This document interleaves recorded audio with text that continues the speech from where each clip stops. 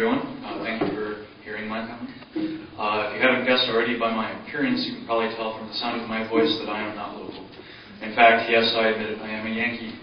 So what is this darn dirty Yankee doing up here talking to you about a local problem? You're probably all wondering. My name is Ryan Rittenhouse, and I work for Public Citizen in Austin, Texas. But I grew up in Cleveland, Ohio. And if you all know anything about Cleveland, Ohio, you probably know we have a lot of pollution up there. Our river caught fire. So that's something. But I grew up with a nuclear power plant 10 miles to the east of me and one of the dirtiest coal plants in the nation 10 miles west of me. So I'm kind of used to these issues, and I hope you can understand that I do have some common ground with you when I say that I am from a region that has energy production going on in it, including nuclear power plants. What I do have to say, absolutely, is I cannot support either coal plants or nuclear plants. My expertise is not in nuclear plants, it's in coal plants.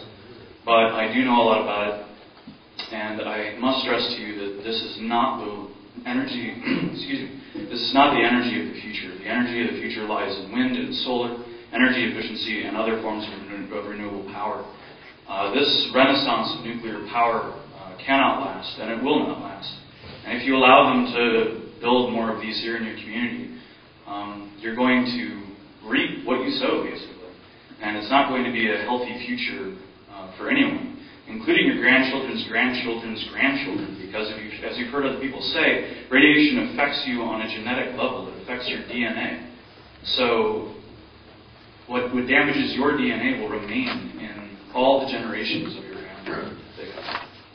The few things I want to mention is there's been a lot of talk about how this is a clean form of energy generation, how nuclear is somehow clean, and this is completely false.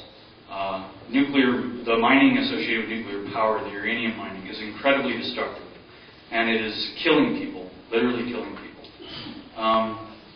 It also does not have zero emissions in relationship to fossil fuels. There is a carbon footprint of nuclear plants. Approximately, it's estimated that about 1 million tons of CO2 every year is attributed to one nuclear plant. And that's because of the mining process and everything else. Yes, there's no CO2 coming out of the water cooling towers or anything like that, but there is fossil fuel burning that goes on in relationship to nuclear power generation, and it does have a carbon footprint. Also, you're probably well aware that nuclear plants take a lot of concrete to build, and it's estimated that in every ton of concrete, there is about a ton of CO2 that is released in manufacturing that concrete. So this all adds up. And it's estimated that it accounts that the amount of CO2 is about the same as about a fifth to a third of a gas plant.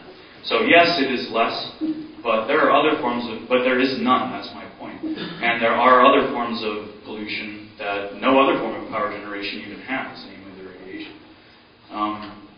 One last thing that I'll mention in relationship to this global warming stuff is there's also global warming on the thermal level. You know, it's not just how much CO2 we're putting out into the atmosphere, it's actually the active heating of our planet by burning stuff.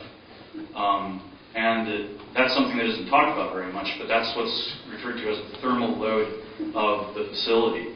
And a nuclear plant has about 3 times the thermal load of a coal plant. The heat it emits and the water it heats up is 3 times the amount of the average coal plant. So that's also something to consider. And as all this stuff goes on, and you know, it's comfortable right now. That's the problem. You've grown comfortable with this nuclear plant because nothing bad has happened so far, nothing too bad there, nothing we really know about. So you're all right now looking at this going, well, it's been all right, so what difference will 2 more make? But 30 years from now, that might not be the case. So I just encourage you to try to take all that into account when you're thinking about this. Thank you for your time.